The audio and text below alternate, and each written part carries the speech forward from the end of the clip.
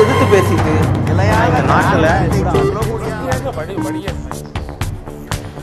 வணக்கம் நண்பர்களே, சிறப்பு நேர்பட பேசு நிகழ்ச்சிக்கு வரவேற்கிறோம்.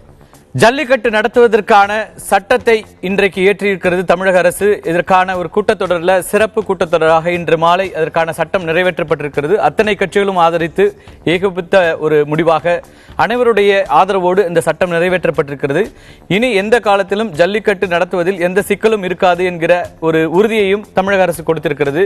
ஆனாலும் எல்லா இடங்களிலும் போராட்டத்தில் ஈடுபட்டிருக்கின்ற இளைஞர்களுக்கு ஒரு அவநம்பிக்கையோடு இருந்தார்கள். காலையில் அந்த போராட்டக்காரர்களை அங்கிருந்து விலக்குவதிலும் கூட மிகப்பெரிய அளவிற்கான ஒரு மோதல் போக்கு இருப்பதையும் பார்க்க முடிந்தது. சென்னை மெரினாவாக இருக்கலாம், அல்லது தமுக்க மைதானமாக இருக்கலாம், அலங்காநல்லூராக இருக்கலாம், கோவையாக இருக்கலாம், பல இடங்களிலும் போராட்டத்தில் ஈடுபட்டிருந்த இளைஞர்களுக்கும் மற்றவர்களுக்கும் அதே போல காவல்துறைக்கும் இடையிலான இந்த கூட்டத்தை கலைப்பதில், போராட்டத்தை கைவிடுவதில் பல்வேறு சிக்கல்கள் இருந்தன. பேச்சுவார்த்தைகளில் தோல்வி அடைந்து அதற்கு பிறகு வலுக்கட்டாயமாக வெளியேற்றப்பட்டது உள்ளிட்ட பல்வேறு சம்பவங்கள் நடந்தன. இந்த நாள் முழுவதும் நிறைய இந்த மாதிரியான சம்பவங்களும் தவிர்த்திருக்க வேண்டிய வன்முறை சம்பவங்கள் நடந்து இந்த போராட்டம் ஏன் இப்படி மாறியது என்று பலரும் வருத்தப்படக்கூடிய சூழலும் உருவானது.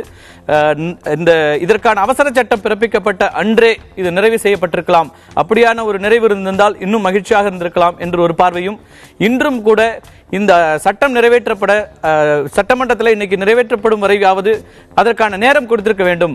வலுக்கட்டாயமாக வெளியேற்றியதன் மூலமாக எதற்காக இந்த அவசரம் என்கிற இன்னொரு பார்வையும் முன்வைக்கப்படுகிறது. இந்த ஒரு நல்ல ஒரு முயற்சிக்காக தன்னெழுச்சியாக எழுந்த இந்த போராட்டத்தினுடைய உலகமே திரும்பி பார்த்த ஒரு போராட்டம் என்று சொல்லலாம். இந்த தை மாதத்தில் ஏற்பட்ட மிகப்பெரிய புரட்சி அப்படின்னு தை புரட்சியாகலாம் நம்ம அதுக்கான ஒரு பேரும் கூட சொல்லலாம். அந்த அளவிற்கான ஒரு பொதுமக்கள் பங்கேற்ற ஒரு போராட்டமாக வந்தது. ஆனால் திசை மாறி ஒரு வன்முறையை பார்க்க வேண்டிய ஒரு சூழலும் ஏற்பட்டிருக்கிறது.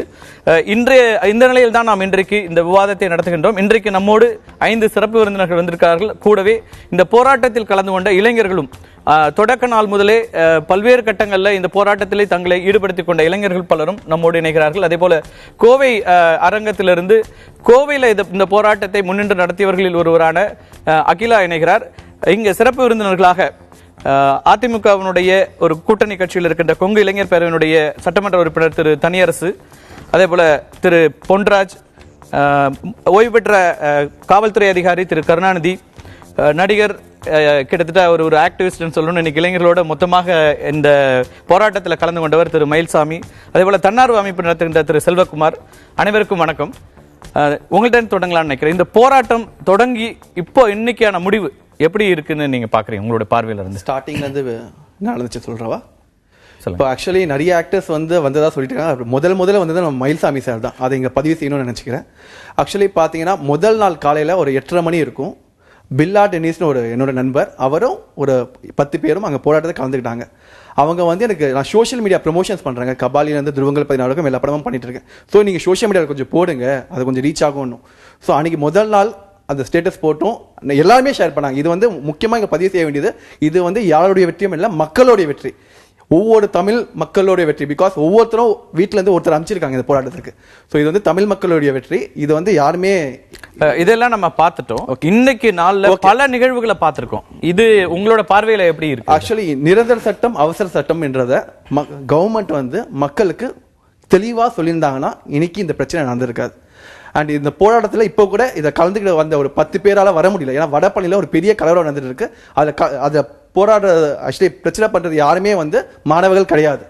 அது அங்கிருந்து எல்லாருக்குமே தெரியும். இப்போ நீங்க போய் பார்த்தீங்கன்னா ரோட் ஃபுல்லாக பிளாக் பண்ணியிருக்காங்க. அது யாருன்னு சொல்லிட்டு ரோடுக்கு போன எல்லா மக்களுமே தெரியும், அது மாணவர்கள் கிடையாது. ஸோ இந்த போராட்டத்துக்கும் மக்களுக்கும் இல்ல, இந்த அவசர சட்டம் நிறைவேற்றி இருக்கிறோம்னு அன்னைக்கு முதலமைச்சர் அறிவித்த பிறகு இந்த போராட்டத்தை தொடரணும் அப்படிங்கிற முடிவை யார் எடுத்தாங்க? இல்ல, ஆக்சுவலி பிரச்சனை என்னன்னா நிரந்தர சட்டம்னா என்ன, அவசர சட்டம்னா என்னன்னு மக்கள் பல பேருக்கு தெரியல. ஸோ அந்த மெரினா பீச்சில் இருக்கும்போது ஆக்சுவலி இன்னைக்கு நிறைய பேர் டிவியில் வராங்க. பட் அங்கே 100 குரூப் இருக்கு. அந்த ஒரு குரூப்ல ஃபர்ஸ்ட் மைக் யார் எங்கே வந்துச்சோ அவங்க தான் இன்னைக்கு பேசிட்டு இருந்தாங்க. ஸோ மக்களுக்கு தெரியல. ஸோ மைக்ல சொல்றவங்க நம்ம நிரந்தர சட்டம் வரைக்கும் யாரும் போகக்கூடாதுன்னு சொன்னாங்க. ஸோ அது நிறைய பேர் அவங்க சொன்னதை நம்பினாங்க. ஸோ அதுதான் ஆக்சுவலி இது காரணம். முக்கிய முடிவு நம்ம சிஎம் இதுதான் நிரந்தர முடிவுன்னு சொன்னார்ல, அது கொஞ்சம் ஒரு 10 நிமிஷம் அவர் எக்ஸ்பிளைன் பண்ணியிருந்தாங்கன்னா இன்னைக்கு இந்த போராட்டம் வந்திருக்காது. அண்ட் 5 மணி வரைக்கும் இன்னைக்கு அவங்க வெயிட் பண்ணியிருந்தாங்கன்னா இந்த பிரச்சனை 5 மணிக்கு இவங்க சட்டத்தை பாஸ் பண்ண உடனே ஆட்டோமேட்டிக்கா கூட்டம் கலைஞ்சிருக்கும். பின்னாடி கொடுங்க. வணக்கம். ஆக்சுவலாக சார் வந்து சொன்னார், இது அவசர சட்டம் வந்து பிறப்பிக்கப்பட்ட உடனே வந்து போராட்டம் வந்து வெற்றி பெற்றுச்சு. ஆனால் வந்து நிரந்தர சட்டம் கேட்குற வரைக்கும் வந்து போராட்டம் தொடரும் அப்படின்னு சொன்னாங்க அப்படின்ட்டு. ஆக்சுவலாக அன்றைக்கி லைவ் பார்த்த எல்லாருக்குமே தெரிஞ்சிருக்கும், நான் பேசினேன். சரிங்களா? நான் வந்து அந்த சட்டத்தை அவசர சட்டம்னா என்ன, நிரந்தர சட்டம்னா என்னென்னு என்னோடய கருத்தை ரொம்ப ஆழமாக தீர்க்கமாக வந்து பதிவு பண்ணேன்.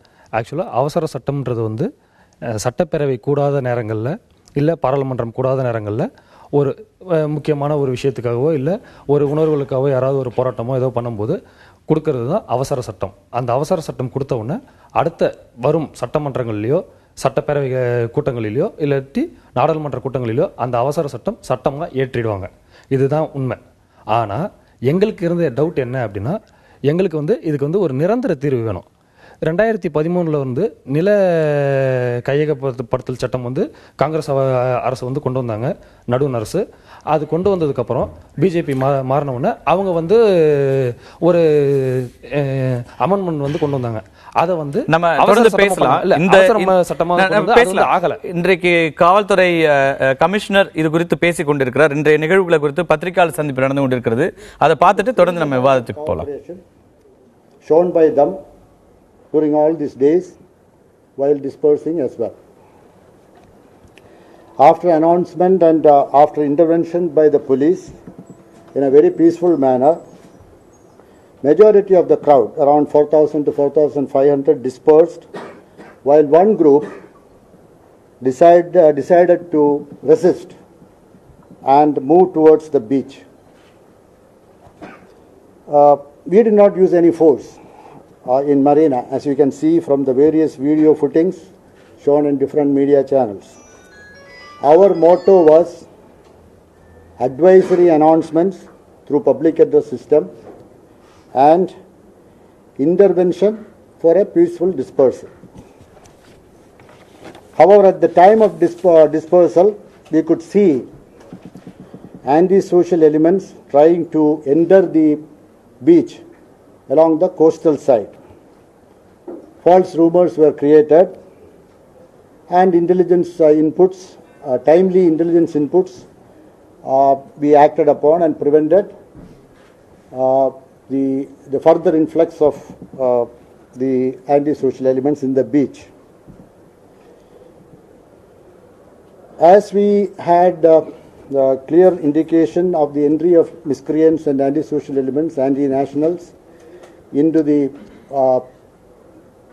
crowd of peaceful students sitting there in the congregation, it was essential that the further accumulation in the congregation should not take place, and roadblocks were created in different places so that any further entry is prevented. Large-scale police deployment was made at all the roadblocks. In the roadblocks, as we expected, there was resistance. But the resistance was not by the students primarily, but by sudden influx of anti-social elements, unruly characters, and miscreants from the neighboring areas. They gathered in large numbers and wanted to proceed to the beach. They were stopped. They argued with the police, tried to push the barricades, started pelting stones. That is the point at which time the police used minimum force and restrained further entry into the beach. Around 8 places, particularly in these roadblocks, we had intense stone pelting instigated by certain hidden forces,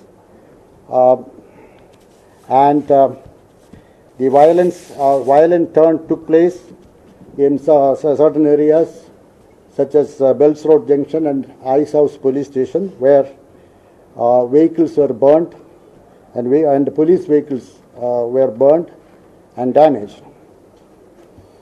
We are identifying all those miscreants and anti-social elements. The local police stations people are able to identify, and we have already arrested around 40 antisocial elements and miscreants who indulge in violence, not only in Ice House police station but different police stations. Most of the attacks on the police and violence, I should repeat, is by antisocial elements instigated by vested interests and not by students. We have around 94 policemen and senior officers seriously, some of them not very serious, injured, and around 51 police vehicles damaged. I should say that despite the gravest provocation, our police officers consistently fought and ensured that the minimum force was used to prevent any more violence and damage and to ensure the safety and security of the public. I would reiterate here that stringent action will be taken on all these antisocial elements, identifying, and any more such violence will be dealt with firmly, and we will be intensifying our night patrolling, and we will be deploying more police forces tomorrow. I would also like to caution the public on false rumors in social media and morphed pictures. I am rather surprised to see, because my intelligence officers informed that there is a picture of a policeman indulging in some kind of violence. It is just ridiculous. We will find out the motive for. We will find out who did this and the motive for that. Situation is under control now, and as I said before, more police officers will be deployed tonight and tomorrow, and the safety and security of the public will be ensured. Thank you. So the video you are rejecting to be completely இஸ்லாம் திரு கருணாநிதி ஒரு commissioner இப்போ வந்து பத்திரிகையாளர் சந்திப்புல சொல்றாரு, சமூக விரோத சக்திகள் இதுக்குள்ள வந்துட்டாங்க அப்படிங்கிற அந்த பார்வையை முன்வைக்கிறாரு. அவங்க தான் இது எல்லாத்துக்குமான காரணமா இருந்தாங்க அப்படின்னு பார்க்க முடியுமா? இருக்கலாம், வாய்ப்புகள் இருக்கிறது. என்னன்னு கேட்டீங்கன்னா, ஆரம்பத்தில் இந்த போராட்டத்தை வந்து மக்கள் எல்லாரும் ஆதரிச்சதற்கு காரணமே இவர்கள் கொஞ்சம் கூட வயலன்ஸ் கிடையாது, எல்லாம் அமைதியாக பண்ணாங்க அப்படிங்கிறது தான். அந்த ஒரே காரணத்துக்காக தான் பப்ளிக் இவங்க கூட சொல்லிக்கிறாங்க எங்கள் போராட்டம் சக்ஸஸ். இவங்க போராட்டம் சக்ஸஸ் இவங்க மட்டுமே கிளைம் பண்ண முடியாது. பப்ளிக்கும் நிறைய உதவி பண்ணாங்க. சோசியல் ஆக்டிவிஸ்ட் கொண்டாந்து இவங்களுக்கு ஃபுட்டு கொடுக்கலன்னா இவங்களால உட்காந்து எல்லாரும் சேர்ந்த வெற்றி, பொதுமக்களுக்கான அவங்க அப்படிதான் சொல்றாங்க. அவர்களுடைய வெற்றியா பார்க்கல. அந்த சப்போர்ட் எங்கேருந்து வந்துச்சு? இவர்களுடைய போராட்டம் நியாயமானது, ரெண்டாவது இவர்கள் நடந்து கொண்ட முறை அமைதியானதுங்கிறதுனால வந்தது. இவங்க என்ன நினைச்சிட்டாங்க, நாம என்னமோ பெரிய காரியத்தை சாதித்த மாதிரி இவர்களுக்கு தகவல் கிடைத்த போது கூட அதை பயன்படுத்திக்கல. இவங்களுக்காக வேண்டி ஒரு முதலமைச்சர் போய் சட்டத்தை இது பண்ணிட்டு வந்து சொல்லும் போது கூட இதெல்லாம் சரிதான். அவங்களுக்கு ஏன் அந்த பிரச்சனை வருதுன்னா, இதுக்கு முன்னாடி பல ஆண்டுகள்ல முதலமைச்சர் மாதிரி பொறுப்புகள் இருக்கிற மத்திய அமைச்சர்கள் சொன்னது, முதலமைச்சர்கள் சொன்னது, இதெல்லாம் சொன்ன பிறகு நடக்காத போதுதான் அந்த கேள்வி வந்து. அதை கேட்கலாம், இந்த மாதிரி பல இதெல்லாம் நடந்திருக்குதுன்னு சொல்லலாம். அதையும் அவர் குறிப்பிட்டு சொல்றாரு. இந்த மாதிரி பழைய காலங்கள்லாம் வேற, இப்ப நடந்துக்கிற முறை வேற. இப்ப வந்து சென்ட்ரல் கவர்மெண்டே அக்செப்ட் பண்ணிக்கிறாங்க, சென்ட்ரல் ஹோம் டிபார்ட்மெண்ட்லயே சொல்றாங்க நீங்க அனுப்பி வைங்க, நாங்க கன்கரன்ஸ் கொடுக்குறோம்னு. பிரசிடென்ட் வந்து கல்கத்தாவுக்கு போனவரை வர சொல்லி கையெழுத்து போடுறாங்க. எல்லாம் நடந்துகிட்டு இருக்கு. கவர்னரை வர சொல்லி அந்த இடத்துல தான் இவ்வளவு சக்சஸ். இன்னைக்கு ஓய்வு பெற்ற நீதிபதி இவர் ஹரிபரந்தாமன் அங்க போயிட்டு கடற்கரையில விரிவா விளக்கமா பேசினாரு. அவர் நேற்றைக்கு வரைக்கும் சொன்னது என்னன்னா, இதை நாம பார்க்காம முடிவுக்கு வர முடியாது, இது எப்படி சாத்தியப்படும். காலையில பார்த்ததுக்கு பிறகு இவ்வளவு நல்ல ஒரு ஆர்டினன்ஸ், நல்ல லா கொண்டு வராங்க, இது ஏன் விளக்கல அப்படின்ற இந்த இடத்துல தான் அவங்களோட அந்த கேள்வி அங்கதான் வருது. ஒரு ப்ராப்பரான ஒரு விளக்கம் வந்து எங்களுக்கு வரல, இதுதான் அப்படின்றத உறுதியா இப்ப இன்னைக்கு எடுத்த முயற்சிகள் இருக்குல்ல, இது நம்ம வந்து பலப்பிரயோகம் படுத்தாமலே கூட இந்த முயற்சி எடுத்திருக்க முடியாதாங்கிறது என் கேள்வி. இன்னைக்கு ஹரிபரந்தாமன் ஜஸ்டிஸ் ஹரிபரந்தாமன் அங்க போறாரு, அதுக்கப்புறம் வழக்கறிஞர்கள் போறாங்க, பலரும் போய் அவங்க பேசுறாங்க, விளக்குறாங்க. இந்த விஷயங்களை நம்ம காலையில இந்த விஷயங்கள்லாம் செய்யாம, பலப்பிரயோகம் செய்யாமலே நேற்றுக்கே கூட இதை செய்திருக்க முடியாதா அப்படிங்கிறது. இன்னைக்கு இவர்கள் ஒன்னு கேட்கும் போதுதான் அதுக்குள்ள ஸ்டெப் எடுக்கிறாங்க. இவங்க இவங்களுடைய கோரிக்கை என்னவா இருந்தது? எங்களுக்கு அவசர சட்டம் வந்தால் போதும். அவசர சட்டம் வந்ததுக்கு அப்புறம் தான் இவங்க ரெண்டாவது கோரிக்கை வைக்கிறாங்க. வாடிவாசல்ல காலை பாய்ஞ்சா போதும் நாங்க முதல் கோரிக்கை அதான் இருந்துச்சு. வாடிவாசலுக்கு இருங்க, வாடிவாசலுக்கு வந்து இப்போ அதுக்கப்புறம் தான் முதலமைச்சர் என்ன பண்ணாரு, வாடிவாசலுக்கு நான் போறேன் காலையை துள்ளி குடிக்க ஓட வைக்கிறேன்ட்டு போனாரு. அதுக்கப்புறம் இவங்களுடைய கோரிக்கையை மாத்திக்கிட்டு நிரந்தர சட்டம் வேணும். இப்படி இவர்களே இவருடைய முழுசையா இல்ல. ரெண்டாவது இன்னைக்கு காலையில அவங்க என்ன சொல்றாங்க கேட்டுட்டு இல்ல யாராவது ஒருத்தர் இதுல ஒரு புரிதல் இருக்கு. என்னன்னா இப்போ மாணவர்களுடைய தேவை என்னங்கிறது இங்க சரிவர புரிஞ்சு கொள்ளப்படலைங்கிறத நம்ம புரிஞ்சுக்கணும். எந்த மாணவரும் அதை வந்து மீடியாவை புறக்கணிக்கணுங்கிறதுல முதல் நாள்ல இருந்து தெளிவா இருந்தாங்க. ஏன்னா மீடியால இருந்து சில கேஸ் வருதுன்னு அவங்க நம்பினாங்க. அவசர சட்டம் மாணவர்களோட தேவை கிடையாது, அதை நம்ம தெளிவா புரிஞ்சுக்கணும். அவசர சட்டம்ங்கிறது முதல் நாள்ல இருந்தே மாணவர்கள் அவசர சட்டத்தை கேட்கல. கேட்டது 3 கோரிக்கை தான். அந்த கோரிக்கை அடங்கிய மனுவை முதல் நாள் இருந்த 250 பேர் சர்க்குலேட் பண்ணாங்க. ரெண்டாவது நாள் அந்த கூட்டம் 3 கோரிக்கைகள். 3 கோரிக்கையில முதல் கோரிக்கை 1960ஆம் ஆண்டு வந்த பிசிஏ அந்த ஆக்டோட அமெண்ட்மென்ட் காட்சி பட்டியல இருந்து நம்ம காலையை நீக்கணும். அது முதல். இரண்டாவது, இதற்கு சென்ட்ரல் கவர்மெண்ட்டுக்கு நம்ம அழுத்தம் கொடுக்கணும். அந்த அழுத்தம் கொடுக்கும் விதமாக தமிழ்நாடு புதுவையை சேர்ந்த எம்பிக்கள் எல்லாம் ராஜினாமா பண்ணணும். மூணாவது, இது எந்த நிபந்தனையும் இல்லாம இல்ல உங்களுக்கு சரி நீங்க எந்த நிபந்தனையும் இல்லாம தமிழக அரசு ஏற்றுக்கொண்டு சட்டசபையில வந்து தீர்மானம் கொண்டு வரணும். இது 3 தான் வந்து கோரிக்கையா வச்சாங்க. இந்த கோரிக்கை நகலை 10,000 காப்பிக்கு மேல எடுத்தாங்க இருக்கிறவங்களுக்கு சர்க்குலேட் பண்ணாங்க. இதுல எங்கேயுமே அவசர சட்டம் எங்களோட தேவையா இல்ல. இதை நம்ம தெளிவா புரிஞ்சுக்கணும். இது மெரினால நடந்த போராட்டம். வாடிவாசல் பத்தி ஐயா சொல்றது, இது அலங்காநல்லூர்ல இருக்கிற அந்த நடத்துறவங்க வந்து வாடிவாசல் வழியாக ஜல்லிக்கட்டு நடக்கணும், 6 மணிக்குள்ள நடக்கணும்ங்கிறது அவங்களுடைய கோரிக்கையா இருந்தது. அந்த இடத்துல நான் சொல்றேன், நீங்க இதெல்லாம் ரைட்டு. இப்ப ராஜினாமா செய்யணுங்கிற எதுக்கு கேட்கிறோம்? அழுத்தம் கொடுக்கறதுக்கு. நமக்கு வேண்டியது ஜல்லிக்கட்டு நடக்கணும், நிரந்தரமா நடக்கணும், எந்த சட்ட சிக்கலும் இல்லாம நடக்கணும். இதுதானே. இதுல ராஜினாமா செய்தா என்ன, ராஜினாமா செய்யாம நடத்துறா என்ன, இது கோரிக்கையே எனக்கு புரியல. இல்ல இதுல ஒரு தெளிவு இருக்கு. அந்த தெளிவுக்கு தான் நான் வரேன். நீங்க என்னன்னா, நம்ம ரெசிஸ்டன்டாவே இருக்க முடியாது, நல்ல காசுக்கு வரும். அப்ப ஒரு டயலாக் இருக்கணும்ல. நம்ம ஆரம்பத்துல இருந்து அந்த டயலாக் வந்து எடுத்துக்கிறதுக்கு தயாரா இல்ல. நீங்களே சொல்றீங்க, நீங்க மீடியாவில இருந்து ஆரம்பிச்சு, அது உங்களோட ரைட்ஸ், நான் அதை புரிஞ்சுக்கிறேன், உங்க உணர்வுகளை நான் ஏத்துக்கிறேன், அதுல ஒன்றும் டவுட் இல்ல. ஆனா நம்ம ஒரு டயலாகே இல்லாம பேசுவதற்கான விஷயங்களே இல்லாம நீங்க என்ன எதிர்பார்க்கறீங்க, உங்களுடைய தேவைகள் என்ன, அல்லது இங்கிருந்து என்ன செய்ய போறோம் அப்படிங்கிற விஷயம் நான் சொல்ல வரேன். இப்போ பிசிஏ ஆக்ட் மூலமா தடை பண்ணது வெறும் ஜல்லிக்கட்டை மட்டும் தடை பண்ணல. மகாராஷ்டிரால நடக்கிற காலை பந்தயத்தையும் தான் நம்ம பிரச்சனைங்கிறது வந்து ஜல்லிக்கட்டு. இங்க வந்து தமிழர்களுக்கு ஒரு காரணம் இருக்கு. எதனாலன்னா, இப்ப தடை பண்ணதுங்கிறது வந்து இந்த பிசிஏ ஆக்ட்ங்கிறது நாட் ஒன்லி ஃபார் தமிழ்நாடு. இது வந்து ஒரு சென்ட்ரல் கவர்மெண்டோட ஆக்ட். அப்படிங்கிறப்ப சென்ட்ரல் கவர்மெண்ட் இங்க இருக்கிற ஒரு சின்ன பிரச்சனையை எடுத்துக்கிட்டு அவங்க இந்த ஆக்ட் மாத்துவாங்கங்கிற சந்தேகம் மாணவர்கள் மத்தியில் இருந்தது. அதற்கான அழுத்தமாக தான் நீங்க வந்து வாபஸ் பெறணும், நீங்க வந்து எம்பிக்கள்லாம் ரிசைன் பண்ணணுங்கிறத அவங்க கோரிக்கையா வைக்கிறாங்க. அதை இப்போ இன்னைக்கு அதை யாரும் டிமாண்ட் பண்ணல. நீங்க ரிசைன் பண்ணலன்னு யாரும் கேட்கல. நீங்க மசோதாவை இங்க பாஸ் பண்றீங்க, நாங்க அதை அக்செப்ட் பண்ணிட்டு தான் வெளில வந்துட்டு இருக்கோம். இல்ல அதுக்கப்புறம் என்ன ஆச்சுன்னா, உங்களுக்கு நினைவுபடுத்த விரும்புறேன், அதுக்கப்புறம் என்ன ஆச்சுன்னா, மெரினால இருந்து தான் முதலமைச்சர் வந்து நேர்ல பேசினா போதும் அப்படின்னும், அதுவும் நம்ம தான் வச்சோம். அந்த கோரிக்கை யார் வச்சாங்க? நம்ம தான் வச்சோம். அப்ப அதுக்கு என்ன? அப்ப முதலமைச்சர் ஒருவேளை, நான் இப்படி சொல்றேன், ஒருவேளை முதலமைச்சர் வந்து பார்த்துட்டு உங்கள்கிட்ட பேசிட்டு போயிட்டாருன்னா உங்களோட கோரிக்கை முடிஞ்சு போச்சு. அதுக்கப்புறம் நம்மளோட ஜல்லிக்கட்டு நின்று இருக்காது. அப்ப அந்த இடத்துல வந்து என்னன்னா, நீங்க எல்லாரும் வந்துட்டோம், ஆனா நிறைய குரல்கள் கேட்டுச்சு. இவர் ஒரு நாளைக்கு இவர் பேசினாரு, இன்னொரு நாள் இன்னொரு, அதுவும் நடந்தது. இல்ல இதெல்லாம் இதற்கு இடையில நம்ம வந்து ரொம்ப கட்டுப்பாடு, ஒரு நல்ல அமைதியான ஒரு போராட்டம் தமிழகம் முழுக்க நடந்துச்சு. லட்சக்கணக்கான மக்கள் வந்தாங்க, அதுல மாற்று கருத்து இல்ல. ஆனா இந்த விஷயத்துல ஒரு பேச்சுவார்த்தைக்கு நம்ம வந்து ஒரு டயலாக்கு நம்ம ரெடியா இருந்திருக்கலாமோ அப்படிங்கிறது தான். இது நான் போஸ்ட்மார்ட்டத்துக்குள்ள போக விரும்பல. இப்ப எனக்கு என்ன கேள்வினா, இன்றைய இந்த முடிவு இருக்குல்ல, இது நீங்க இதுதான் இந்த மாதிரியான ஒரு முடிவு வரணும் தான் நம்ம எதிர்பார்த்தோமா, இல்ல இது வேற மாதிரி இருந்திருக்கணுமா? இல்ல வேற மாதிரி இருந்திருக்கணும். ஆக்சுவலாக நடந்த பிரச்சனை விட்டுருங்க. சட்டமன்றத்தில் வந்து பேசினாங்க, எல்லாமே முடிஞ்சது, நமக்கு வந்து சாதகமாக தீர்ப்பு இருந்தது. எங்களுடைய கேள்வி என்னென்னா, வந்தது அவசர சட்டம், நிரந்தர சட்டம், இது ஏன் வந்து நீங்கள் சரியாக விளக்கல யாருக்கும்? அதே மாதிரி சென்னை மெரினா பீச்சில் மட்டும் இதை வந்து நம்ம காவல்துறை சார்ஜ் எடுக்கல. டோட்டல் தமிழ்நாடுக்குள்ளே ஒரே டைமில் எப்படி சார்ஜ் எடுத்தீங்க? எங்கெங்க கலவரங்கள் வருதோ, கலவரம் வந்து நீங்க வந்து அதாவது கூட்டங்கள் எங்க கூடுவது என்று இன்டெலிஜென்ஸ் ரிப்போர்ட் வருதோ அங்கங்க காவலர்கள் எல்லா இடத்துலயும் போடுவாங்க.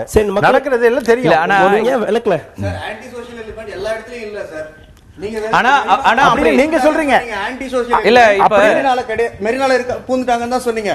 இதுல அலங்காநல்லூர்ல பூந்துட்டாங்கன்னு சொல்றீங்களா? காலையில ஒரே டைம்ல எப்படி சார் எல்லார் மேலயும் வந்து நீங்க தடியை யூஸ் பண்ணீங்க? எங்கெங்க வன்முறை நடக்கிறதோ வன்முறை நடக்கல, வன்முறையே ஏற்படுத்துனீங்க. இல்ல அதாவது இருங்க, ஒவ்வொருத்தருக்கு நீங்க கேட்ட கேள்வி நான் பதில் சொல்றேன். நான் கேட்ட கேள்வி இல்ல அவர் பேசுவாங்க, நீங்க வந்து அவருக்கான ஸ்பேஸை நம்ம கொடுப்போம், அப்புறம் கேள்விகளையும் முன்வைங்க. அதாவது ஒரு பிரச்சனைக்காக நீங்க உட்காருறீங்க, அதற்காக நாங்க ஒரு சொல்யூஷனை சொல்றோம். நீங்க உங்களுடைய கோரிக்கை ஜல்லிக்கட்டு நடக்கணும், நடக்குது. ஏற்பாடு பண்ணிடலாம். 2ஆம் தேதி அன்னைக்கு அவர்களே ஒரு கூட்டம் போட்டு சொல்றாங்க 2ஆம் தேதி ஜல்லிக்கட்டு நடக்கும்னு சொல்லி. அதை கேட்டு இல்ல நாங்க களைய மாட்டோம், எங்களுக்கு வந்து அந்த சட்டம் வரணும்னா, சட்டங்களை ஏற்படுத்துதுங்கிறதுக்கு நிறைய ப்ரொசீஜர்ஸ் இருக்கு. அது நீங்க வந்து தீர்மானிக்கிறது இல்லை. அதெல்லாம் கான்ஸ்டிடியூஷன்ல என்னென்ன செய்யணுங்கிறது இருக்கு. அந்த ப்ரொசீஜர் வந்து ஈவன் மினிஸ்டர்ஸ் கூட தெரியாது, சட்ட வல்லுநர்களுக்கு இல்ல. இந்த பிரச்சனை ஏன் வந்ததுன்னா 2009 இதே மாதிரியான ஒரு அவசர சட்டம் கொண்டு வந்து அது வந்து ஸ்டே பண்ணப்பட்டது. அதுக்கப்புறம் அதுக்கான வேல்யூ இல்லாம போயிடுச்சு. அப்ப இந்த சந்தேகம் வருது, அப்ப இன்னொரு முறை அவசர சட்டம் வருது, இது என்ன ஆகும்? வந்து இவர்கள் அந்த இடத்துல தான் ஒரு தெளிவான விளக்கம் போய் சேர்ந்திருந்தால் ஒருவேளை இதெல்லாம் தவிர்க்கப்பட்டிருக்கலாம். சூழ்நிலை வேற, அப்ப இருந்த சூழ்நிலை வேற. இப்ப இன்னைக்கு வந்து இவர்கள் இவ்வளவு பெரிய கூட்டத்தை கூட்டி இதனுடைய வலிமையை காட்டிட்டாங்க. முதலமைச்சர் இதுவரைக்கும் முதலமைச்சர் இந்த மாதிரி போய் இமிடியேட்டா போய் அங்க இருந்து தங்கி இருந்து வாங்கிட்டு வந்தது நடந்திருக்கா? நடக்கல. எப்படி நடந்தது? இவர்களுடைய கோரிக்கையை வந்து ஏற்றுக்கிட்டு பண்ணாங்க. அதற்காக இவர் கொடுத்த மரியாதை அது. அதை இவங்க எடுத்துக்கல. ரெண்டாவது, நேற்று போய் இன்னைக்கு காலையில போய் ஒரு IPS officer, senior IPS officer, deputy commissioner போய் சொல்றாரு, சாதாரணமா இந்த மாதிரி கூட்டங்களை கலைக்கிறதுனா நாங்க கொடுக்கிற ஒரே வார்னிங் தான், நீங்கள் கூடியிருப்பது சட்டவிரோதமான கூட்டம், கூட்டம் கலையினா இல்லைன்னா நாங்க பலவந்தமா கலைப்போம், இதுதான் வார்னிங், எங்களுக்கு ப்ரொசீஜரல் வார்னிங். ஆனா அவர் அதை சொல்லல, கிளீனா அந்த சட்டத்தை பற்றி விளக்க சொல்றாரு. இது அவசர சட்டம்னு பெயர் தானே தவிர இது அவசர சட்டம் அல்ல, இது நிரந்தரமாக வந்துடும். உங்கள்கிட்ட கொடுத்திருக்குது டிராஃப்ட், இது வந்து இன்னைக்கு வந்து சட்டசபையில் இதாயிடும், பர்மனன்ட் சட்டம் வந்துடும் விளக்கம் இவ்வளவு தூரம் சொல்றாரு. அப்ப இவங்க என்ன சொல்றாங்க, நான் ஒரு ரெஸ்பான்சிபிள் போலீஸ் ஆபீசர், ஒரு டெப்டி கமிஷனர் சொல்றேன், நீங்க நம்பலாம், நான் வந்து பொய்யா சொல்லிட்டு நான் போய் பண்ண முடியும்னு சொல்றாரு. இவ்வளவு கேட்டுட்டு இவங்க என்ன சொல்றாங்க, எங்களுக்கு 6 நாள் டைம் கொடுங்க, நாங்க வக்கீல கன்சல்ட் பண்றோம். எனக்கு அப்புறம் ஒரு நிமிஷம் இருங்க. இங்க வந்து நம்ம விவாதிப்போம், எல்லாரும் பேச வேண்டாம். நம்ம உங்களுக்கு எல்லாத்துக்கும் நேரம் இருக்கு. இமோஷனல்ஸ் எல்லாம் தாண்டிட்டு நம்ம வந்து இங்க சப்ஜெக்டிவா பேசுறதுக்கு தான் இந்த அரங்கு வச்சிருக்கிறோம். இவர்களோட ஒரு வாரம் அந்த இடத்துல அவங்க கேட்கிற கேள்வி இல்ல சார். நீங்க நம்ம ஒரு வாரம் நேரம் கொடுத்திருக்கிறோம். ஒரு வாரம் நல்ல நட்போடையும் நீங்க வந்து அவங்களே நிறைய இடத்துல பிரைஸ் பண்ணாங்க, போலீஸ் வந்து ரொம்ப சப்போர்ட்டிவா இருந்தாங்க, எங்களுக்கு எல்லா விதத்திலையும் பண்ணாங்க. இன்னொரு அரை நாள்ல என்ன ஆயிடும், இல்ல 2 மணி நேரத்துல என்ன ஆயிடும்? இல்ல, அது வந்து போலீஸுக்குன்னு ஒரு கடமை இருக்கிறது. என்னன்னு கேட்டீங்கன்னா, ஒன்ஸ் வேலை முடிஞ்சிருச்சுன்னா கவர்மெண்ட்ல இருந்து இன்ஸ்ட்ரக்ஷன் கொடுப்பாங்க. இப்ப பாருங்க, இன்னைக்கு கூட நீதிமன்றத்தில் என்ன சொல்லியிருக்காங்க, இன்று மாலைக்குள் அந்த சென்னையில் உள்ள கூட்டங்கள் கலைஞ்சு போயிடணும், எந்த வித கூட்டங்களும் இருக்கக்கூடாதுங்கிறாங்க. ஏன்னா பாதிக்கப்படுறது பொதுமக்கள்.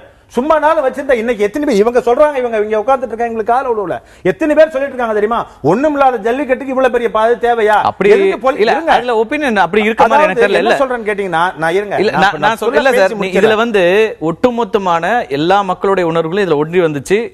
எப்போதுமே களத்துக்கு வராத குடும்பத்தோட வந்தவங்களா இருந்தாங்க. அப்ப அது வந்து ஒண்ணு இல்லாத ஜல்லிக்கட்டு யாரும் பார்க்கல. அந்த ஜல்லிக்கட்டு நியாயமான கோரிக்கையாக இருந்தால் கூட அதற்கு இவ்வளவு பெரிய இவ்வளவு நீங்க சொல்றது ஒரு பாயிண்ட் நான் ஏத்துக்கிறேன். அது வந்து இந்த அவசர சட்டம் வந்த பிறகு ஏன் இன்னும் போறாங்கன்ற கேள்வி வந்து தவிர யாரும் ஒண்ணுல ஜல்லிக்கட்டுன்னு கேட்கல. அப்படி இருக்கும்போது அவசர சட்டம் வந்ததுக்கு பிறகு இவ்வளவு கூட்டத்தை உட்கார வச்சுக்கிட்டு போலீஸ் இருந்தா என்ன கேட்பாங்கன்னா, போலீஸ் என்ன இன்னைக்கே கேக்குறாங்க, போலீஸ் எதற்கு இவ்வளவு கூட்டத்தை கூட்ட விட்டாங்கன்னு கேக்குறாங்க. நாளைக்கு என்ன சொல்லுவாங்க, சட்டத்தை கொடுத்ததுக்கு அப்புறம் உட்கார்ந்து எந்திரிக்க மாட்டேங்கிறாங்க, அவர்களை கலைப்பதற்கு இந்த போலீஸுக்கு திராணி இல்லையான்னு கேட்பாங்க. சட்டசபை கூடுது, முதலமைச்சர் அந்த பக்கம் போறாரு, கவர்னர் அந்த ரூட்ல போயிட்டு இருக்காங்க, அந்த ரூட்ல இருந்து அந்த ரூட்ல சட்டமன்ற கூட்டத்தொடர் வருதுங்கிறது தான் காரணமா இன்னைக்கு உடனடியாக? அதுவும் ஒரு காரணம். ரெண்டாவது, இப்ப கமிஷனர் சொன்னாரே, இந்த கூட்டத்தை தொடர்ந்து இருக்க விட்டா இதுல வந்து வன்முறையாளர்களுக்கு உள்ள போந்துட்டு வேற பக்கமா திசை திருப்பதற்கான காரணங்கள் இருக்கிறது என்று எங்களுக்கு தகவல் கிடைத்தது. அந்த தகவல் காரணமாக தான் அதை பத்தி பேசுவோம். திரு பொன்ராஜ், நீங்களும் அங்க இருந்தீங்க, நேற்றுக்கு விடிகாலை வரைக்கும் இருந்திருக்கீங்க, அவர்கள்ட்டையும் பேசுவோம். உங்கள்கிட்டயும் நான் கேட்கிறேன் என்னெல்லாம் நடந்ததுன்னு. இன்னொரு கேள்வியும் இருக்கிறது. கமிஷனர் ஒரு பக்கம் நீங்க வந்து சமூக விரோத சக்திகள் காவல்துறையில இருந்து சொல்றாங்க, இவங்க எல்லாம் உள்ள பூந்தாங்க அப்படின்லாம் சொல்லிட்டு, இன்னொரு பக்கம் அவர் வந்து ஒரு விஷயத்தை மறுக்கிறார். இப்படி வந்து காவல்துறையில யாரும் செய்யல. ஏன்னா சோஷியல் மீடியால வைரலா போயிட்டு இருக்கிற வீடியோங்கிறது காவல்துறையிலிருந்தே தீ வைப்பதாக ஒரு வீடியோ போயிட்டு இருக்கு. அதை வந்து அவர் மறுக்கிறாரு. அதையும் குறித்து பேசுவோம். அப்படின்னா இது எங்க யாரால தவறு நடந்திருக்கிறது, வெறுமனே எங்க மட்டுமே நம்ம சொல்ல முடியுமாங்கிற கேள்வியும் வருது. ஒரு சிறிய இடைவேளைக்கு பிறகு தொடர்ந்து பேசுவோம். புதிதாக இயற்றப்பட்டிருக்கின்ற சட்டம், ஜல்லிக்கட்டை நடத்துவதற்கான இந்த சட்டம் குறித்தும் இன்றைய நிகழ்வுகள் குறித்தும் இன்றைக்கு ஏற்பட்டிருக்கின்ற இந்த துரதிர்ஷ்டவசமான வன்முறை சம்பவங்கள் குறித்தும் பேசிக் கொண்டிருக்கின்றோம். திரு பொன்ராஜ், இடைவேளைக்கு முன்னாடியே கேட்டேன், என்ன நடந்தது? நேற்றைக்கு வந்து நிறைய முயற்சிகளையும் நீங்களும் எடுத்துட்டு இருந்தீங்க, கடைசி கட்ட பேச்சுவார்த்தைகள் இதெல்லாம் போயிட்டு இருந்துச்சு. ஆனாலும் கூட நேற்று முன்தினம் இந்த மாணவ பிரதிநிதிகளோடும் பேசிட்டு இருந்தாங்க அவசர சட்டம் வந்த பிறகு. அதற்கு பிறகு என்ன நடந்தது, ஏன் வந்து இந்த எல்லைக்கு வந்திருக்கு? அதாவது இன்னைக்கு நடந்த, அதாவது ஃபர்ஸ்ட் இது ஒரு இளம் தமிழனின் யுக புரட்சி ஜல்லிக்கட்டு இதான் நடந்திருக்கு. இதுவரை போஸ்ட் இண்டிபெண்டன்ட் ஹிஸ்டரியில் இது மாதிரி ஒரு சம்பவத்தை ஒரு கோடி மாணவர்கள் கிட்டத்தட்ட 8 நாட்களாக தொடர்ந்து அமைதியாக எந்தவித வன்முறையும் இல்லாமல் நடத்தி உலகத்தையே திரும்பி பார்க்க வைத்த ஒரு தமிழனின் யுக புரட்சி தான் இது. ஸோ இந்த ஜல்லிக்கட்டுக்கான நடந்த போராட்டத்தில் நான் இந்த கடந்த 2வது நாள்லேருந்து நான் கூட இருக்கேன். சென்னையில் பல்வேறு இடங்களுக்கு நான் போயிருக்கேன், அவங்களோட இருந்திருக்கேன். நேற்று இதுக்கான விளக்கங்களை வந்து மாணவர்கள் என்கிட்ட கேட்டப்ப நானும் வந்து இதனுடைய கெசட் நோட்டிஃபிகேஷன் எங்கே இருக்குன்னு தேடி பார்த்தேன், எனக்கு கிடைக்கல. 5 மணி 6 மணிக்கு தான் வந்து எனக்கு வந்து மீடியா மூலமாக கிடைச்சது, மீடியா நண்பர் மூலமாக கிடைச்சது. அப்போ இந்த நோட்டிஃபிகேஷன் அவங்களுக்கும் கிடைக்கல.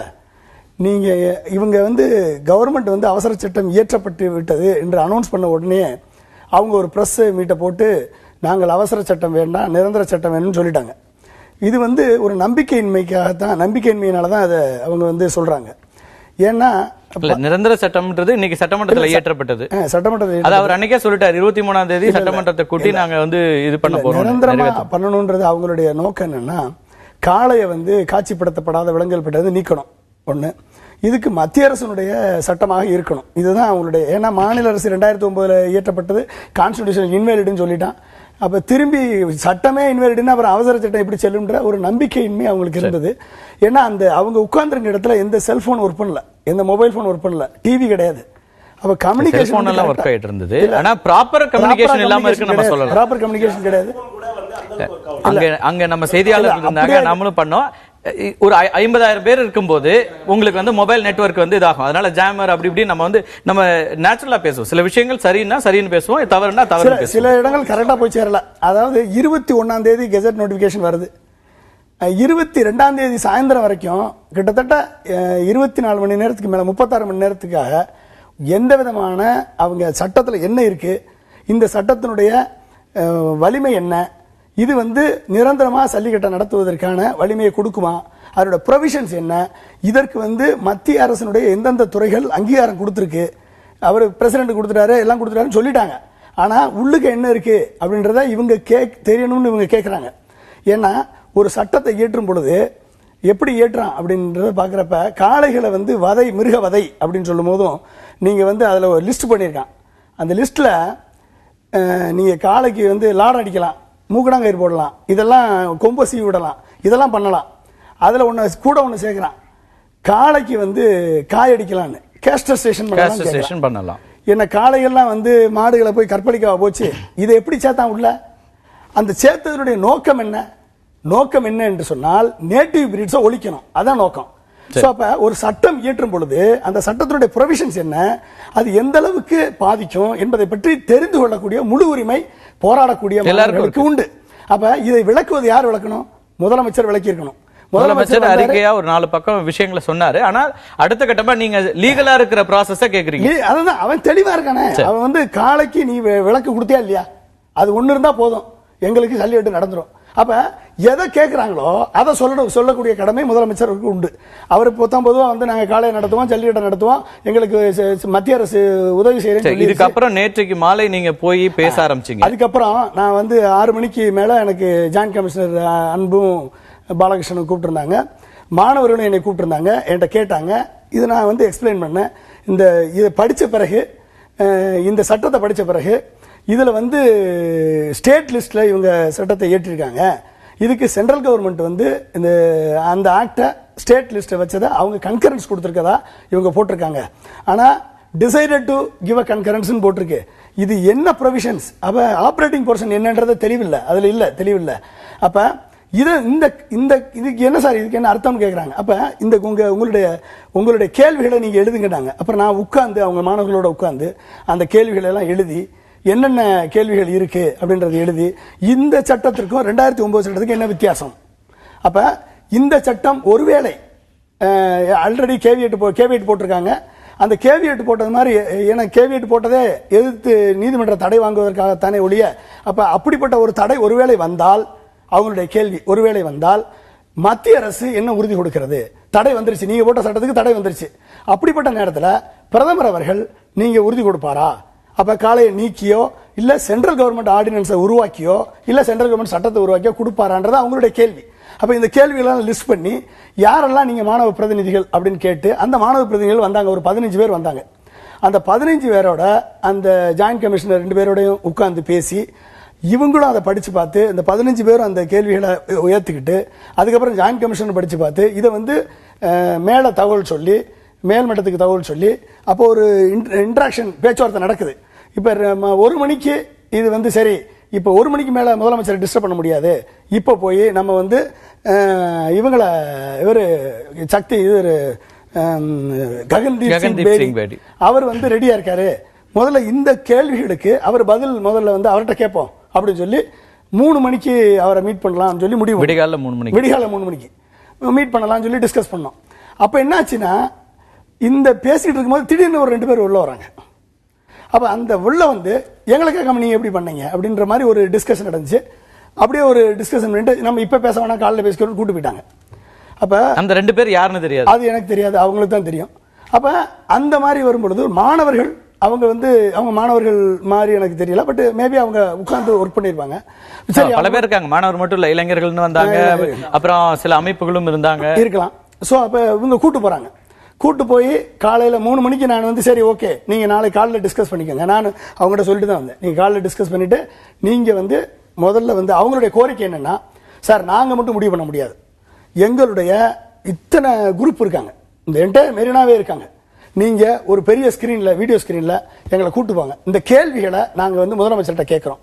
அவரு ககன்தீப் சிங் பேடியும் இருக்கட்டும், முதலமைச்சர் கேட்கிறோம், முதலமைச்சர் இந்த கேள்விகளுக்கு பதில் எங்களுக்கு அந்த டிவிலே சொல்லட்டும், எல்லாருமே பார்க்கட்டும், இங்க மட்டும் இல்ல தமிழகம் முழுக்க பார்க்கட்டும். இதுதான் அவங்களுடைய கோரிக்கையா இருந்தது.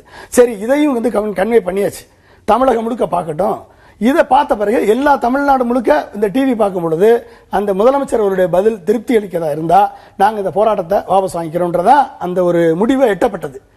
அப்ப அந்த முடிவு அதுக்கப்புறம் என்னன்னா அதுக்கப்புறம் ப்ரொசீட் ஆகல. அதுக்கப்புறம் அது போனது இவங்க திரும்பி வரல.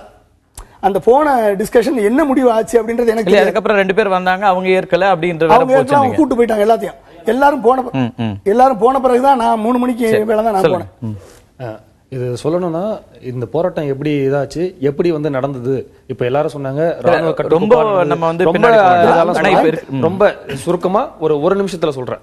என்னன்னா இது இந்த போராட்டம் இவ்வளவு சக்சஸ்ஃபுல்லா நடந்ததுக்கு நாங்க ஃபர்ஸ்ட் டீமை 2ஆ பிரிச்சோம்.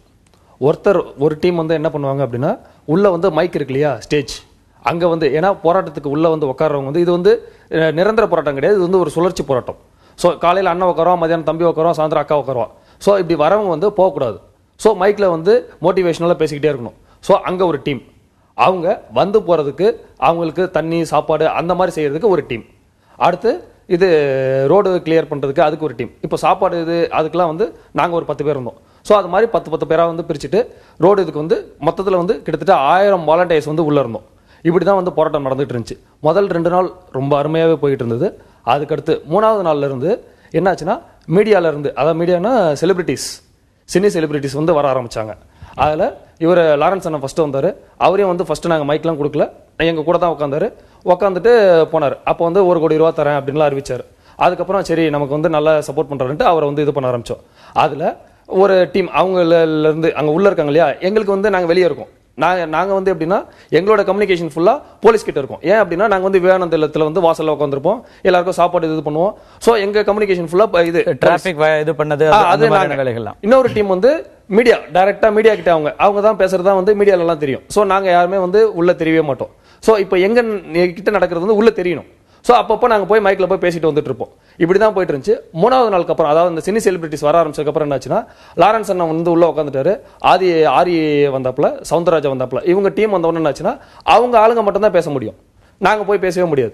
நாங்கள் இத்தனைக்கும் வேஸ்ட் கோட் போட்டிருப்போம் நாங்கள், இது வாலண்டியர்ஸ் எல்லாருமே. நாங்கள் உள்ள போனாலே எங்களை உள்ள உட்கார விட்டு பேச விட மாட்டாங்க. ஆள் வெயிட் பண்றாங்க வெளியே போங்க அப்படின்னாங்க. அப்போ இங்கே எங்ககிட்ட ஜாயின்ட் கமிஷனர்லேருந்து டெப்டி கமிஷனர் எங்ககிட்ட தான் பேசுவாங்க.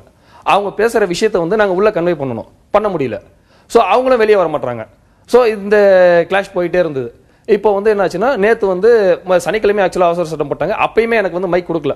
அதுக்கப்புறம் பேசி அதுக்கப்புறம் தான் மைக்கில் வாங்கி நான் அதை சொல்லிட்டேன். இது நிரந்தர தீர்வு வரணும், சட்டமன்றத்தில் இது சட்டம் ஏற்றப்படணும் அப்படின்னு சொன்னேன். அதே மாதிரி நாங்கள் ஒற்றுமையாக இருந்தோம்ல, லட்சக்கணக்கான கோடிக்கணக்கான மக்கள் வந்து நாங்க ஒற்றுமையா இருந்து போறோம்ல. அப்படியே 234 எம்எல்ஏக்களும் ஒன்று சேர்ந்து ஒரு வரலாற்று புரட்சியா ஞாயிற்றுக்கிழமை சட்டமன்றத்தை கூட்டக்கூடாது. கூட்டி அந்த சட்டத்தை வந்து நேற்று ஏற்றிருக்கலாம்ல. ஏற்றிருந்தா முடிஞ்சிருக்குமே பிரச்சனை. நேற்று நாங்க வெற்றி கொண்டாட்டமா கொண்டாடிட்டு போயிருப்போமே. இதுதான் நாங்க வச்சோம். ஆனா முடியல. அவங்க வந்து ஏதோ கமிட்மெண்ட் சொல்லிட்டாங்க. சரி, இன்னைக்கு வந்து செய்ய போறேன்னு சொன்னாங்க. இன்னைக்கு வந்து அண்ணன் வந்து நேற்று வந்தாரு. நேற்று கிட்டத்தட்ட ஒரு 1:45 வரைக்கும் பேசணும். பேசி இவர் அன்பு சார், இவர் ஜாயின்ட் கமிஷனர் வந்து பேசினாரு. நான் தான் இருந்தேன். ஃபுல்லா பேசி கன்வே பண்ணி எல்லாம் முடிச்சிட்டோம். 3 மணிக்கு வந்து இவர் செக்ரட்டரி வந்து பார்த்து பேச போறோம். எல்லாமே முடிஞ்சு போச்சு. முடிச்சிட்டு இந்த விஷயத்த நாங்கள் ஃபர்ஸ்ட் மைக்ல சொல்லுவோம். ஏன் அப்படின்னா, இதுக்கு முன்னாடி வந்து மினிஸ்டர் கிட்ட ஒரு குரூப் போய் பேசினாங்க. அப்போ வந்து என்ன சொல்லிட்டாங்க, அவங்கள வந்து துரோகின்ட்டாங்க. எங்களை கேட்காம நீ ஏன் போன? இங்க வந்து யாருமே தலைவரும் கிடையாது, தொண்டரும் கிடையாது. லாரன்ஸ் அண்ணனா இருக்கட்டும், மயில்சாமி அண்ணா, எல்லாருமே வந்து ஒண்ணுதான்.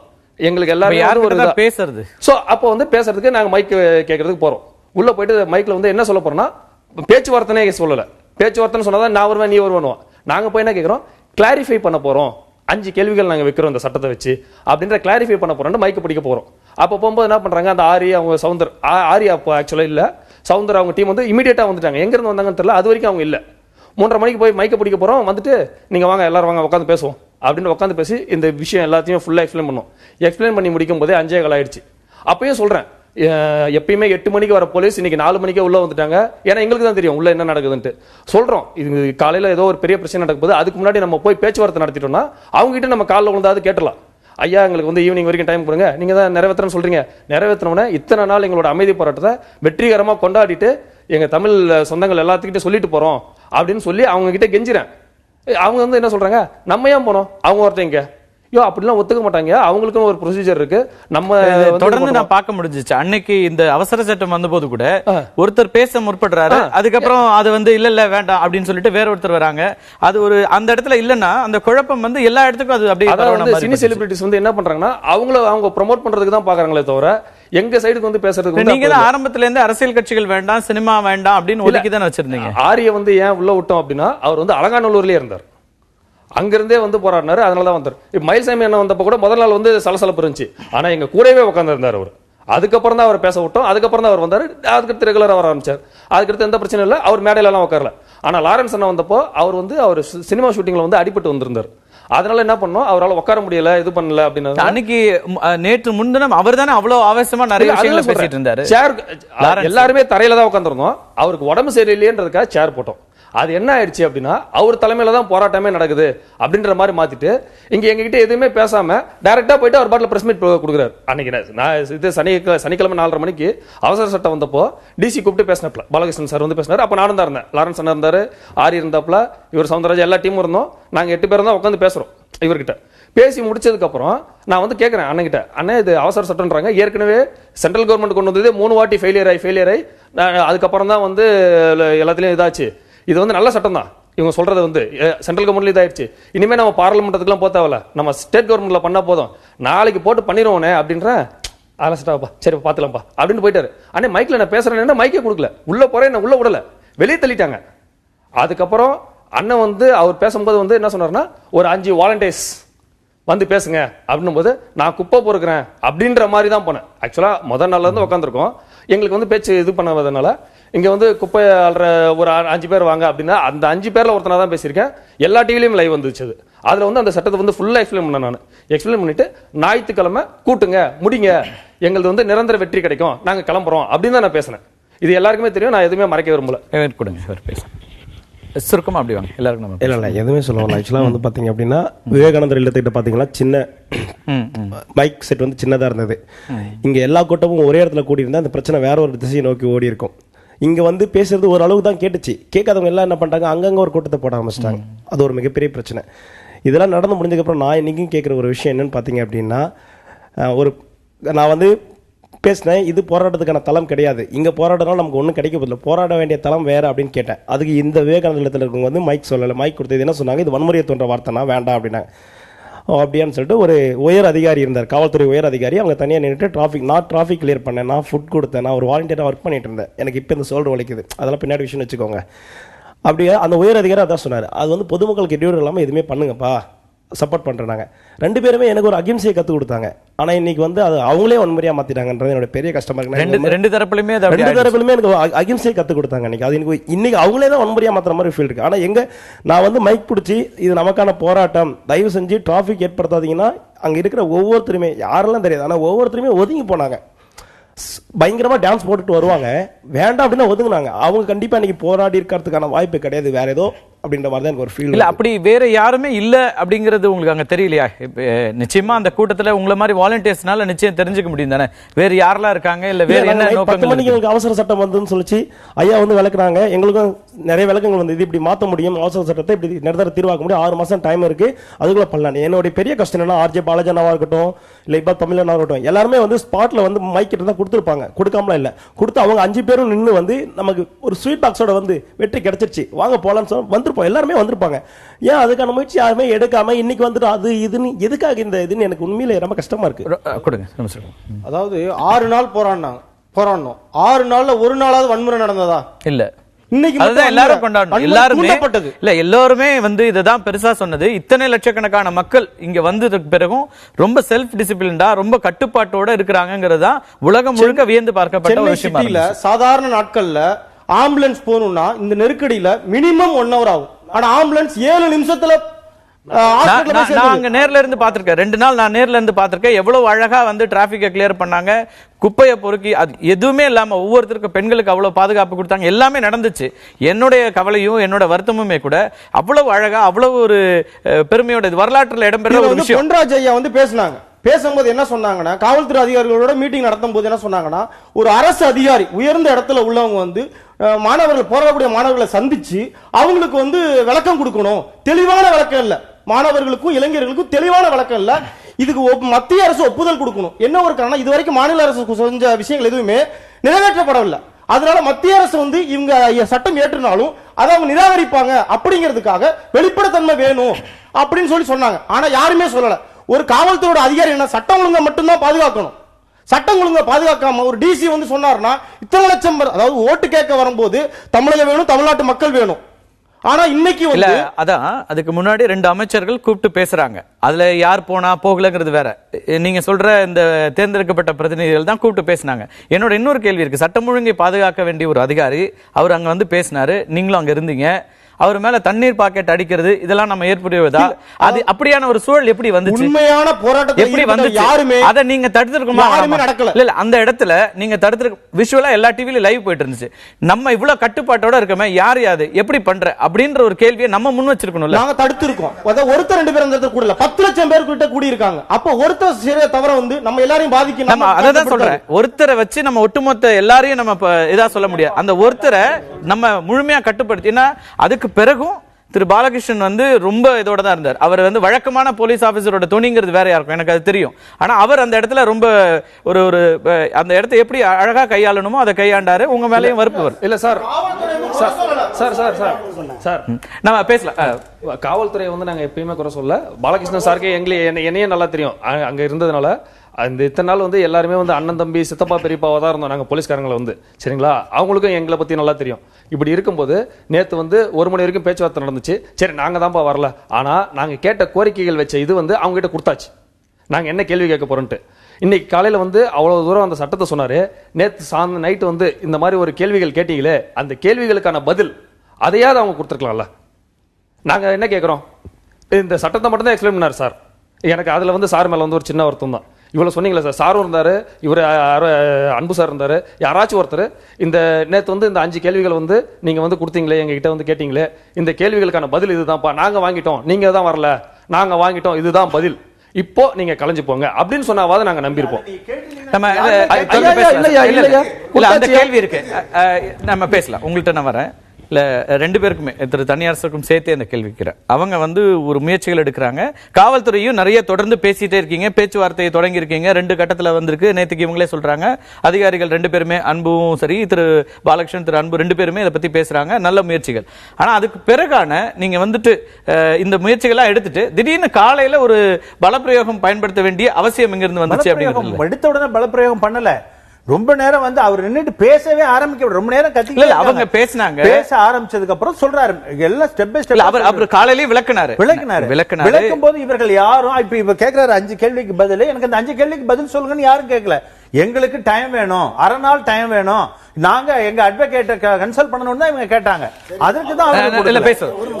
அதாவது அவங்க நீங்க ஒரு கெசட் நோட்டிபிகேஷன் போட்ட கவர்மெண்ட் அந்த கெசட் நோட்டிபிகேஷனை ஓப்பன் டொமைன்ல வெளியிடுறதுக்கு 2 நாள் எடுத்தா நீங்க நைட்டு தான் 6 மணிக்கு கொடுக்குறீங்க, காலையில வெளியே போன எப்படி போவாங்க? அப்ப தமிழக அரசுடைய தவறான அணுகுமுறை தான் அது காரணம். அதாவது பொதுவாக கவர்மெண்டுடைய ப்ரொசீஜர் இதெல்லாம் வந்து ஒரு கூட்டத்தை காட்டி பிளாக்மெயில் பண்ற மாதிரி உட்கார்ந்துகிட்டு நீங்க காலையில கூட கொண்டா இருங்க, நான் சொல்றதே இல்ல இல்ல பிளாக்மெயில் இல்ல, நீங்க நெருக்கடி கூடாதுங்க. அதாவது நீங்க உன்னதமான நோக்கத்தை நீங்க அவமானப்படுத்த உட்கார்ந்துட்டு நீங்க உன்னதமான நோக்கங்கிறதுனால தான் இவ்வளவு எந்த காவல்துறையா அவன் 7 லட்சம் பேரை கூட. ஆனா இன்னைக்கு என்ன நடந்துச்சு? இல்ல இன்னைக்கு நான் என்ன கேக்குறேன்னா, இன்னைக்கு பல வீடியோக்களை பார்க்க முடிஞ்சிச்சு. எல்லா நேரங்களிலும் இவ்வளவு தூரம் பேசப்பட்ட காவல்துறை இன்னைக்கு வந்து எக்ஸஸ் அப்படிங்கிற சொல்லக்கூடிய அளவுக்காக பெண்கள் தாக்கப்படுறாங்க. வீடியோ காட்சிகளை நான் காமிக்க முடியும். ஆட்டோல தீ வைக்கிற விஷயங்கள் இதெல்லாம் எப்படி நடக்குது? இது எப்படி நீங்க ஜஸ்டிஃபை பண்ணலாம்? இதெல்லாம் வந்து அவர்களுக்கு for every action there is a reaction. நான் வந்து இப்ப இல்ல நம்ம அட்மினிஸ்ட்ரேஷன் இல்ல நம்ம வந்து பொறுப்புல இருக்கிறோம்.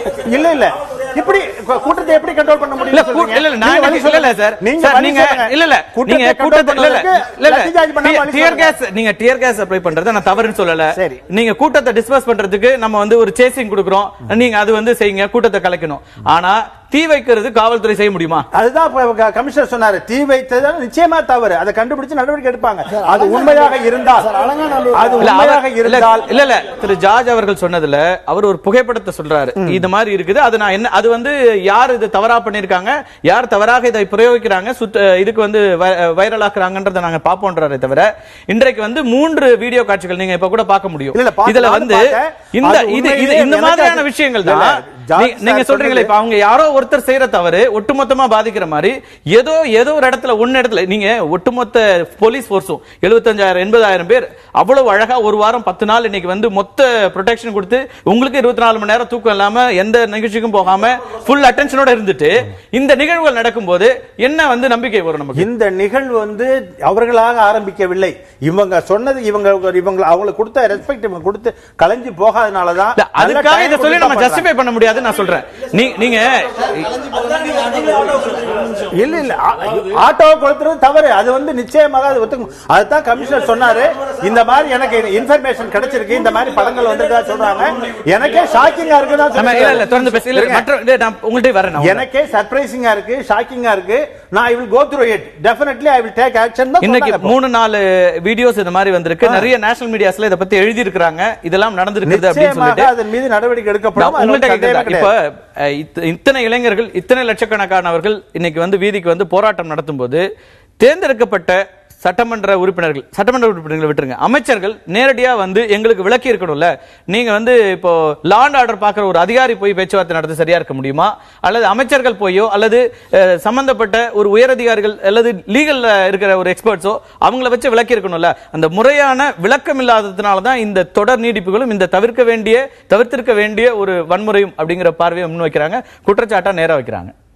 இல்லையா இப்ப அதாவது வரலாறு காணாத அளவுக்கு நம்முடைய தமிழ் சமூகம் ஒரு பண்பாட்டு உரிமை மீட்புக்காக அணி சேர்ந்தது. நம்ம வந்து முதல்ல தலைவணங்கி இந்த போராடிய மாணவர்கள், இளைஞர்கள், ஆதரவு தந்த பொதுமக்கள், அரசு எல்லாத்துக்கும் நம்ம ஊடகம் எல்லாத்துக்கும் முதல்ல நம்ம தலைவணங்கி வரலாற்றில் எப்பவும் இல்லாத இந்த ஒரு எப்பொழுதும் இல்லாத ஒரு இதிகாச வெற்றியாக நம்ம இந்த வெற்றியை கொண்டாடணும். நம்ம முதல் இதாக நான் என்னுடைய கருத்தை பதிவு செஞ்சுக்கிறேன். ரெண்டாவது வந்து இப்போ இந்த இழப்பு, இந்த வன்முறைங்கிறது நம்ம இந்த 7 நாட்களில் இந்த நம்முடைய தமிழ் உறவுகள் செய்த அளவற்ற தியாகத்துக்கு முன்னாடி ஒரு ஆட்டோவோ அல்லது ஒரு காவல் நிலையத்தில் இருக்கிற ஒரு பழைய 2-3 வாகனங்களோ, ஒரு பேருந்துடைய கண்ணாடி ஒரு சிலது இருந்தோ, ஒரு போக்குவரத்து 2 மணி நேரம் தடைபடுறதோ, இது இங்கே ஒரு சாதாரண விஷயம். இதை நம்ம முதல்ல ஒரு வன்முறைனோ, இது ஒரு பதட்டம்னோ, இது ஒரு பெரிய கலவரம்னோ இதை நம்ம பார்க்கக்கூடாது. இன்னைக்கு நடந்த கட்டாயமாக பார்க்கக்கூடாது.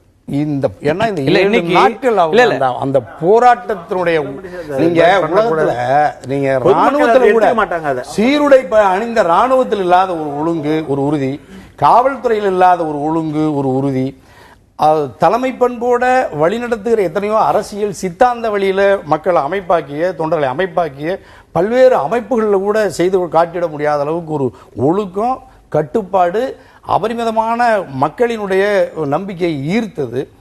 அப்புறம் ஒரு பொது தலைமை, பொது சித்தாந்தம் இல்லாமல் மக்களை இயல்பாக தமிழர்களினுடைய பண்பாட்டு வடிவமாக இருக்கிற ஜல்லிக்கட்டு மீட்புங்கிற ஒரு அந்த காளை மாட்டு அந்த சின்னத்தோட நம்முடைய ஒட்டுமொத்த தமிழ் சமூகமும் களத்தில் இறங்கி 7 நாளாக போராடியது. இந்த போராட்டத்திற்கு அரசு, நீங்க வேற எந்த நாட்டில் எந்த அரசும் இப்படி உதவி செய்யாது. மிக மென்மையா, மிக சுதந்திரமா 7 நாட்கள் இந்த அறவழி போராட்டத்தை அங்கீகரித்து ஆதரித்த அரசு மகத்தான புரட்சி தலைவர் அம்மாவுடைய அரசு, அனைத்து இந்திய அண்ணா திராவிட முன்னேற்ற கழக அரசு. 7 நாட்கள். இதுல காவல்துறையை நீங்க இன்னைக்கு கூட பல ஊர்ல கட்டி தழுவி கைகுலுக்கி போராட்ட காலத்திலிருந்து விலகின நூற்றுக்கணக்கான கிராமங்களில், நூற்றுக்கணக்கான நகர்ப்புறங்களில் மக்கள் அப்படி விலகியிருக்காங்க, காவல்துறையும் போராடிய பொதுமக்களும். நான் பல ஊரில் பார்த்த பேருந்து நிலையங்களுக்கு முன்னாடி விரும்பிய இடமெல்லாம் பேரணி போகலாம். இப்போ நம்ம தலைநகரம் மெரினா விடுங்க, நகரங்கள் பல்வேறு கிராமங்களில் விரும்புகிற இடத்துல தாரத்தப்பட்டையோட இசை முழக்கங்களோட, எப்படிப்பட்ட நீங்க முழக்கங்களை எழுப்பிட்டு வாகனங்களோட ஒளிபெருக்கியோட மிக பிரதான இது யாருமே மறுக்கல. காவல்துறை, நானே ஆரம்பத்திலே சொல்றேன், காவல்துறை நல்ல ஒத்துழைப்பு கொடுத்தாங்க, அரசு அனுமதி கொடுத்தது. நீங்க 4 பேருக்கு மேல கூடுறதே அன்லாஃபுல் அசம்பிளின்னு சொல்லுவீங்க. ஆனால் மக்களுடைய உரிமைகளுக்காக நீங்க இந்த ஜல்லிக்கட்டுங்கிறது அவர்களுடைய உரிமை, தமிழர்களுடைய உரிமை. அந்த உரிமையை பெறுவதற்கு இத்தனை லட்சக்கணக்கானவர்கள் வீதிக்கு வந்தாதான் நம்ம நடவடிக்கை எடுக்கணுமா? இந்த கேள்வியை தான் நான் கேட்கிறேன். இந்த மாதிரி ஒரு நெருக்கடியை கொடுத்து அரசை பணிய வைத்தால், நெருக்கடி இல்லாம அரசு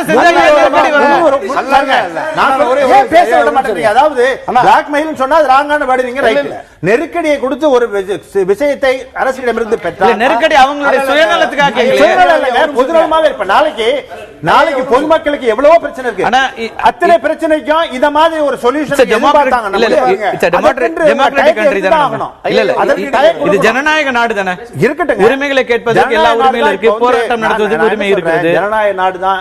இவருடைய கோரிக்கையை கேட்டதற்கோ அரசு எடுத்த நடவடிக்கையும் சரிதான். ஆனால் டைம்ல இவங்க பிக்ஸ் பண்ண கூடாது. நீ இத்தனை நாளைக்குள்ள எனக்கு நாளை காலையில 3 ஆண்டுகளுக்கு பிறகு 3 ஆண்டுகளுக்கு பிறகு தான் வர்றாங்க. 3 ஆண்டுகளாக பொறுத்திருந்தீர்கள்.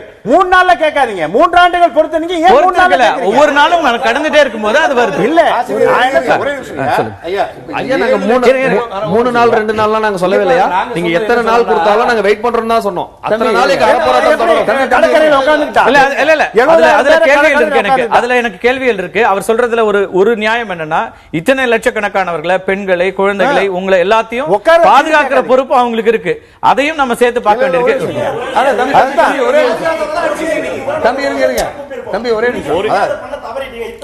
நம்ம தொடர்ந்து இல்ல அதுல நிறைய டிஸ்கஸ் பண்ண வேண்டியிருக்கு.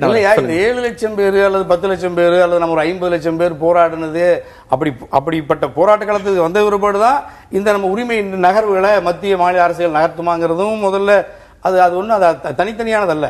மக்களினுடைய உணர்வுகளை, மக்களினுடைய வேட்கை, மக்களினுடைய கோரிக்கையினுடைய அடர்த்தியை பொறுத்து தான் அரசினுடைய நகர்வுகள் இருக்கும். அதனுடைய வெளிப்பாடு தான் இப்ப நம்ம இந்த 7 லட்சம் பேருங்கிறதே குறைவுன்னு சொன்னாங்க.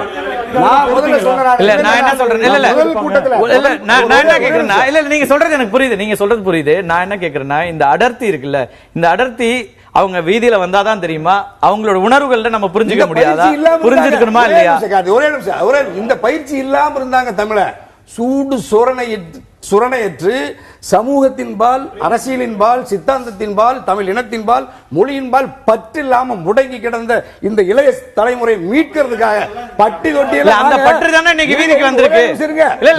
அந்த பற்று உள் மனசுல இருந்ததுனாலதான் இத்தனை பேரும் நீங்க முதல் முறையா ஒரு களத்தை பாக்குறாங்க. பேச விடுங்க, சொல்லுங்க. பட்டி தொட்டி எல்லாம் கிராம ஒவ்வொரு இளைஞர் மாணவனுடைய கால கையை பிடிச்சி நாங்க கெஞ்சி பல நாள் நாங்க போராடி பார்த்தோம். வரல. இப்ப வந்தான் 7 லட்சம் இல்ல 10 லட்சம் இல்ல 7 கோடி தமிழ் மக்களும் இந்த அறவழி போராட்டத்தில் இந்த ஒற்றை கோரிக்கை நிறைவேற்ற களத்துக்கு வாடான்னு சொன்னாங்க. களத்துக்கு வாங்க. அவங்களுடைய பிரதிநிதிகளா சட்டமன்றத்துக்கு நீங்க போயிருக்கீங்க, அவங்க உணர்வுகளை நீங்க அங்க பிரதிபலித்து அந்த அழுத்தத்தை நம்ம கொடுத்துருக்கோம்ல. சட்டமன்றத்துக்குள்ள பேசணும், நாடாளுமன்றத்துக்குள்ள பேசணும், இன்னைக்கு கூட பேசியிருக்காங்க. இப்ப கூட முதல்வரை சந்திச்சு இது சம்பந்தமா இதை நீங்க ஒரு வன்முறையாகவோ நீங்க இது ஒரு கருதிட வேண்டாம். இதுல இன்னும் நீங்க மென்மையா, யாராவது ஒரு சில தவறாகவே இருந்தா கூட நீங்க மென்மையா நடவடிக்கை எடுக்கணும். காவல்துறை வழக்கமான அந்த பலப்பிரயோகத்தை பயன்படுத்திடக்கூடாதுன்னு ரொம்ப தாழ்மையா கேட்டுக்கிட்டோம். நானும் இங்க சில சொல்லுங்க. இப்போ நீங்க இத்தனை மாணவர்களும் வெளியே வந்து உட்கார்ந்து எங்களை பிளாக்மெயில் பண்ற மாதிரி ஒரு பாயிண்ட்ல வச்சு கேட்கறேன்னு சொல்லும் போது, இது ஒரு சட்டமன்றத்திலையும் எதிர்க்கட்சிகள் வந்து வெளிநடப்பு செஞ்சுதான் அவங்களோட இதை காட்டுறாங்க. உள்ள உட்கார்ந்து பொறுமையா இருந்து அவங்க சண்டை பண்ணி வாங்குறது இல்ல. சட்டமன்றத்தில் நடக்கிறது வேற, இங்க எங்களுடைய பிரதிநிதிகள் அவங்க. இரண்டாவது பார்லிமென்ட்ல நடக்குது. அவர் என்ன சொல்றாருன்னா, அவருடைய கேள்வி என்ன, சட்டமன்றத்துல இருந்து வெளிநடப்பு செய்வதனால நீங்க வந்து இவ்வளவு கூடுறது ஒரு இடம் இருக்கிறது இல்ல. ஆனா நம்ம வெளியில வரும்போது இந்த கேள்வியில் வருதுன்றார். நம்ம வெளியே வர வேண்டிய தேவை என்ன இருக்கு? அவங்கள வெளியில வர வேண்டிய தேவை இல்லாம இருந்தா அவங்க வந்திருக்க மாட்டாங்க. ஒரு புரிதல் இருக்கு, ஒரு புரிதல் இருக்கு. நீங்களே சொன்னீங்க இல்ல, நீங்களே அவர் இல்ல இருங்க, ஒரு நிமிஷம் இருங்க. அவர் கேட்ட அவரே சொன்னாரு, இந்த நாங்க கூட்டத்தை கூட்டினமே தவிர எங்கள்ல பல பேர் செஞ்சதுக்கெல்லாம் நாங்க வந்து வகுச்சு எடுத்துக்க முடியாது, எல்லாரும் எங்களால கட்டுப்படுத்த முடியல. அங்க ஒருத்தர் நாங்க இங்க போய் இருக்கும்போது அங்க ஒண்ணு நடந்துச்சு, அங்க நடந்துச்சுங்கிறாங்க. என்ன இருங்க, என்ன காரணம்? என்ன காரணம்? அதுதான் நாங்க பயப்படுறோம். இல்ல இல்ல, வன்முறை இல்ல, வன்முறையாக மாறும். பேசலாம் இல்ல, ஒவ்வொருத்தரா பேசணும். இல்ல ஒரு இடைவெளிக்கு நிச்சயம் உங்களுக்கு வர நண்பா, வன்முறை இல்ல, நான் அதுக்குள்ள வர. இந்த வன்முறை எங்க நடந்துச்சு, ஏன் நடந்துச்சு, எப்படி நடந்துச்சு அப்படிங்கறத நம்ம பேசுவோம். ஒரு சிறிய இடைவேளைக்கு பிறகு நேர்பட பேச தொடரும்.